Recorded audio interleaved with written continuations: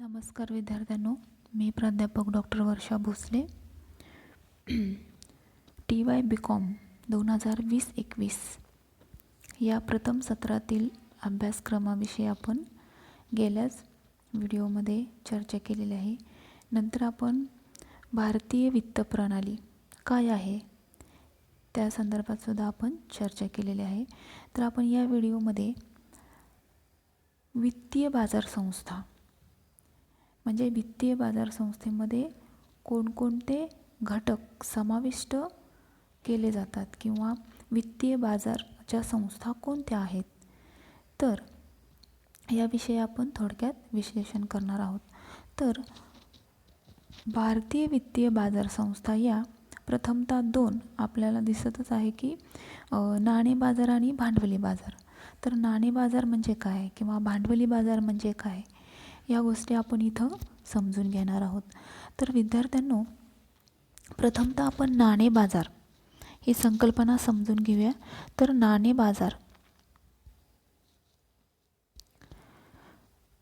बाजार म्हणजे काय, त्याचा अर्थ पहिल्यांदा आपण समजून घेऊया. तर इथं संज्ञा मी सांगितलेले आहेत की नाणे बाजार म्हणजे पैसारूपी मालमत्तेच्या व्यवहाराचे केंद्र. आणि दुसरी व्याख्या अशी केलेली आहे की नाणे बाजार म्हणजे अल्पकालीन मुद्रानिधी ज्यामध्ये कर्जाऊ दिले आणि घेतले जातात असा बाजार म्हणजेच नाणे बाजार. इथं जे काय अल्प मुदतीत मौद्रिक मालमत्तेच्या व्यवहाराचे केंद्र असते अशीच इथं नाणे बाजाराची व्याख्या केली जाते. म्हणजेच नाणे बाजार म्हणजे पैसारूपी मालमत्तेच्या व्यवहाराचे केंद्र. आणि जशी बाजार ही संज्ञा आपल्याला अर्थशास्त्राच्या विद्यार्थ्यांना ओळखीची आणि नेहमीची वापरली जाते. म्हणजे सामान्य बोलीभाषेत लोकार्थाने म्हणजे जे काय आपण दैनंदिन व्यवहारात बाजार म्हणजे खरेदी विक्रीची जागा, पण अर्थशास्त्रात बाजाराचा निर्देश हा जागा असा घेतला जात नाही.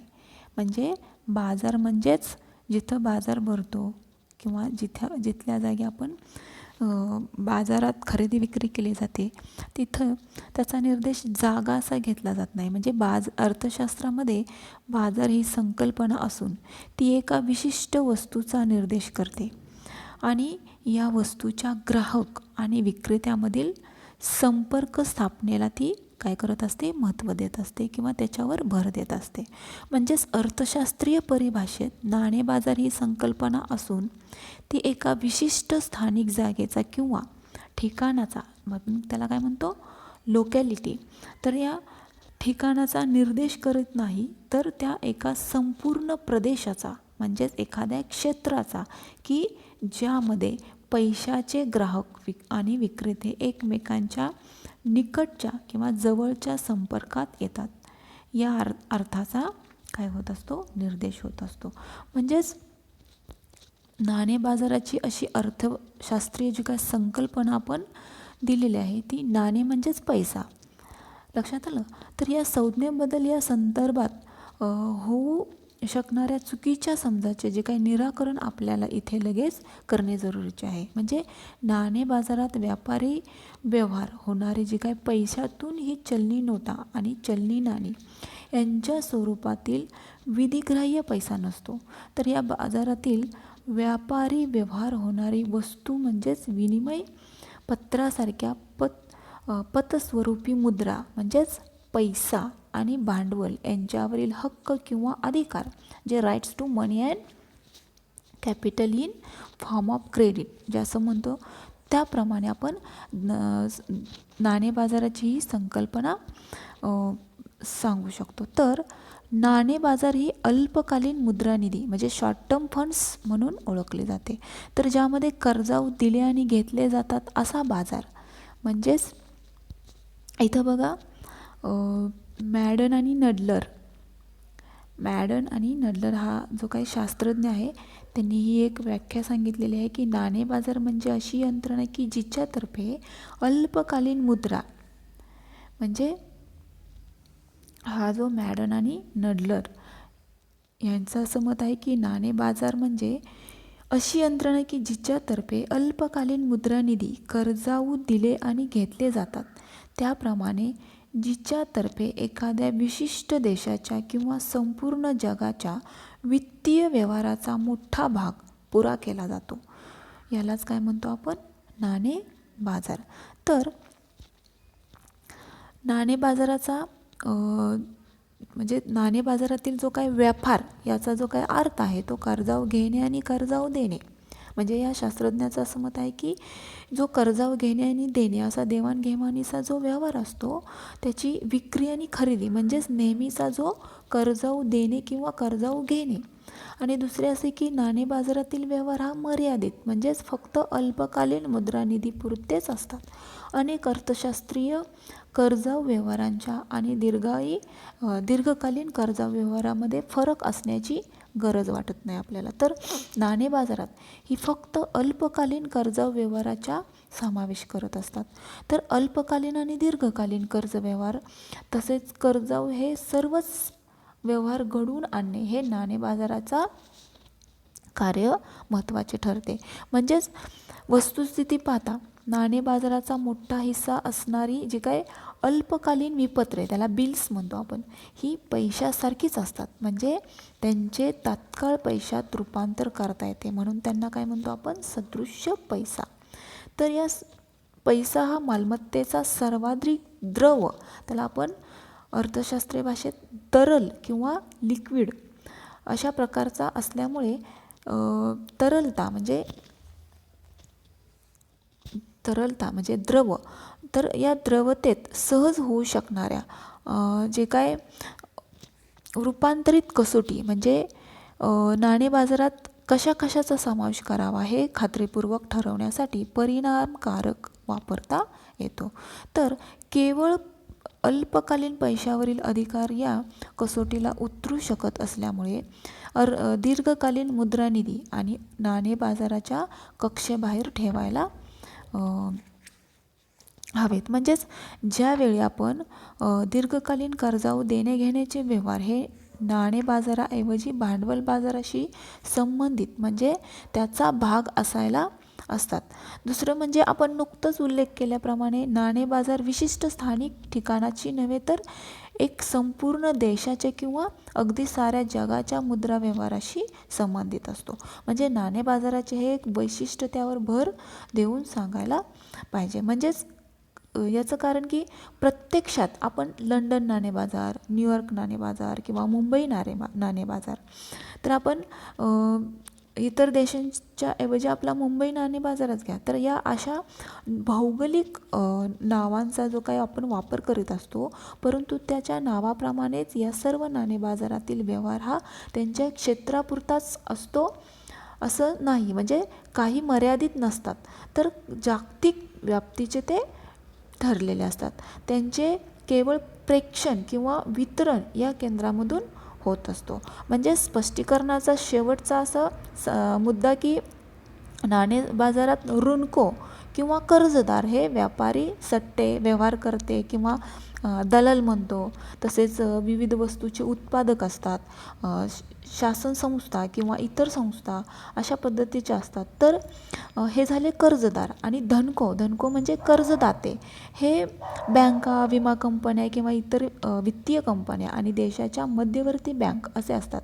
तर ऋणको म्हणून सांगितलेल्या संस्था एकमेकाकडूनही त्या काय करत असतात? विशेषतः मध्यवर्ती बँकेकडून कर्जावर रकमा मिळवू शकतात. तर नाणे बाजार हे अशा पद्धतीनं आपल्याला समजून घेता येईल. तर विद्यार्थ्यांनो, आपण नाणे बाजार, तर दुसरी बाजू आपण लक्षात घेतली पाहिजे की नाणे बाजारानंतर आपण भांडवली बाजार. तर भांडवली बाजार म्हणजे काय किंवा त्या भांडवली बाजाराचा अर्थ काय हे आपण प्रथमतः समजून घेणं आवश्यक आहे. तर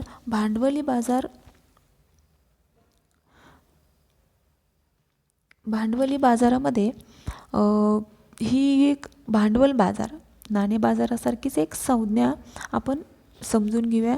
तर दीर्घकालीन आणि मध्यमकालीन कर्ज व्यवहारांचे जे काही कायमस्वरूपी बाजार, म्हणजेच याचा अर्थ वारंवार सूचित करत असते की या सूचित म्हणजे लाक्षणिक अर्थामुळे भांडवल बाजाराची जी काही शास्त्रोक्त व्याख्या आपण म्हणजे संज्ञा समजून घेणार आहोत ती पुढील म्हणजे वेगवेगळ्या प्रश्नांनी कारणीभूत ठरते किंवा आपण पुढील प्रश्न काय काय उपलब्ध होतात ते आपण पाहूया. तर उदाहरणार्थ अल्पकालीन कर्ज आणि दीर्घकालीन कर्ज यांच्यात फरक करेल असा कोणता काळ धरायचा कशामध्ये भांडवल बाजारामध्ये. तर धरलेला काळ मोघम स्वरूपाचा असणार नाही का किंवा संबंधित पतसंस्थाच्या आधारावर हा फरक मांडणे सुद्धा शक्य नाही. म्हणजेच एक उदाहरण सांगायचं म्हणजे अल्पकालीन कर्ज स्वरूपाची विपत्र असल्यामुळे विनिमय पत्रे भांडवल बाजाराशी निगडीत असतात. पण व्यापार किंवा व्यापारी बँकांची अग्रिमे किंवा हप्ता खरेदी कर्जाचे काय.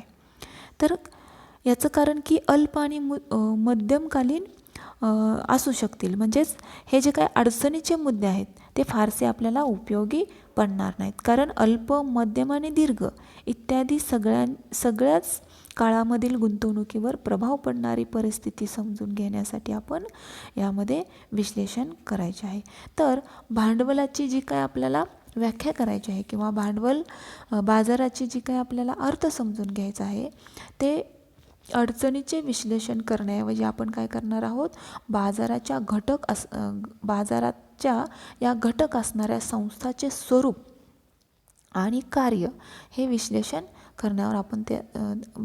करण्यावर आपण भर देणार आहोत. तर विद्यार्थ्यांनो प्राध्यापक हर्बर्ट डुगल हे जे काही शास्त्रज्ञ आहेत त्या शास्त्रज्ञांनी एक भांडवल बाजाराची व्याख्या सांगितलेली आहे. तर त्या व्याख्येमध्ये त्यांचं असं म्हणणं आहे की भांडवल बाजार म्हणजे संस्था आणि व्यवहार पद्धतीची अशी अनेकांशी सरमिसळ असलेली समूह रचना किंवा त्याला आपण कॉम्प्लेक्स की ज्यामुळे मध्यवधी निधी म्हणजे इंटरटेनमेंट टर्म फंड उदाहरणार्थ 10 वर्षाच्या समयपूर्तीची कर्जे आणि दीर्घावधी निधी म्हणजे लॉंग टर्म फंड म्हणजे अधिक समयपूर्ती कर्जे आणि कंपन्याचे रोखे. तर हे संकलित केले जाऊन ते विविध व्यवसाय किंवा संस्थांचा आणि व्यक्तींचा उपलब्ध करून दिले जातात. त्याप्रमाणे जिच्याकडून अगोदरच थकीत म्हणजे आउटस्टँडिंग असलेली जी काही साधने इन्स्ट्रुमेंट्स हस्तांतरित केली जातात त्याला काय म्हणतात. हर्बर्ट डुगल यांनी एक व्याख्या दिलेली आहे की भांडवली बाजार. तर या भांडवली बाजारात विविध असे अर्थ समाविष्ट झालेले आहेत. तर हे भांडवली बाजार ह्या संस्था आणि व्यवहार पद्धतींची सरमिसळ ही असलेली समूह रचना त्यांनी स्पष्ट केलेली आहे. तर हा झाला भांडवली बाजाराचा अर्थ. तर विद्यार्थ्यांनो आर्थिक विकासाचे घटक पुढचा मुद्दा असा आहे की आर्थिक विकासाचे जे काही घटक आहेत ते आर्थिक विकासाच्या घटकामध्ये कोणकोणते घटक समाविष्ट झालेले आहेत हे आपण इथं पाहणार आहोत. तर आर्थिक विकासाच्या या घटकामध्ये आपण गेल्या व्हिडिओमध्ये पाहिलेले आहे की वित्तीय प्रणालीतील सर्व घटक एकत्रितपणे प्रणालीची जी काय रचना बनवतात. परंतु वित्तीय बाजारात आपण जेव्हा सखोल अभ्यास करण्याच्या दृष्टीनं जे काही मर्यादित गोष्टी लक्षात म्हणजे आपल्या येणार आहेत किंवा त्याच्याशिवाय आपण बाजारात येणारे कर्जदार हे निधीमध्ये कार्यरत असणारे व्यापारी नसतात किंवा त्यांना त्याची उत्पादक किंवा व्यापारी किंवा इतर कार्यासंबंधीची भूमिका पार पाडायची असते. म्हणून आपण काय करत असतो दैनंदिन व्यवहारात वित्तीय संस्थाचा अभ्यास करत असल्यामुळे आपण आपले जे काय वित्तीय आणि कर्ज दस्तऐवजामध्ये कार्यरत असलेल्या संस्थावरच आपण काय करणार आहोत अभ्यास करणार आहोत. तर या संस्था वित्तीय प्रणालीचे घटक म्हणून कार्य करत असतात. म्हणजेच यापूर्वीच आपण जे काय स्थावर स्रोतांवर आर्थिक स्रोताचा जो काय हक्क असतो असं म्हटलं होतं. परंतु पैसा ही सर्वात तरल संपत्ती मानली जाते आणि त्यामुळे पैसा तरलतेच्या गरजा भागवतो. म्हणूनच तरलतेसाठी असणारा निधी आणि उत्पादन किंवा त्याला स्थावर स्रोतांवर खरेदीसाठी लागणारा निधी म्हणजेच भांडवल निधी यामध्ये फरक करणे आपणाला गरजेचे असते. तर तरलता म्हणजे आपण काय म्हटलं, द्रव लागणाऱ्या निधीचा जो काय गरज असते ती अल्पकालीन असते. तर उत्पादन आणि स्थावर स्रोतांची खरेदीसाठी लागणाऱ्या निधीची गरज ही दीर्घकालीन असते. म्हणजेच नाणे बाजार आणि भांडवल बाजारामध्ये नेमका हाच एक मूलभूत फरक मानला जातो. म्हणजेच विद्यार्थ्यांनो, अल्पकालीन कर्ज देण्यासाठी किंवा अल्पकालीन कर्ज घेण्यासाठी नाणे बाजारामध्ये उपयोग केला जातो, तर मध्यम आणि दीर्घकालीन कर्ज देण्यासाठी किंवा घेण्यासाठी भांडवल बाजार उपयोगी पडतो. म्हणजे कोणत्या देशाच्या वित्तीय प्रणालीत हा सर्व गरजा पूर्ण करणे आवश्यक असते. म्हणूनच भारताच्या वित्तीय प्रणालीमध्ये नाणे बाजार आणि भांडवल बाजार हे मूलभूत घटक आपण महत्त्वाचे आहेत हे पाहिलेले आहे. तर वित्तीय प्रणालीमध्ये हे जे काय आपण गेल्या वेळेस जे काही घटक पाहिलेले आहेत त्यात आर्थिक विकासाचे घटक. तर या आर्थिक विकासाच्या घटकामध्ये नाणे बाजार, भांडवल बाजार, नाणे बाजारामध्ये संघटित क्षेत्र, असंघटित क्षेत्र किंवा नाणे बाजारामध्येच संघटित क्षेत्रामध्ये वेगवेगळ्या बँका किंवा म्हणजेच त्यात सार्वजनिक क्षेत्र, खाजगी क्षेत्र, परदेशी बँका, परदेशी ग्रामीण बँका किंवा सहकारी बँका आणि असंघटित क्षेत्रामध्ये देशी किंवा पेढ्या, बँक व्यवस्थेवर बँक व्यवसाय, तर वित्तीय संस्था.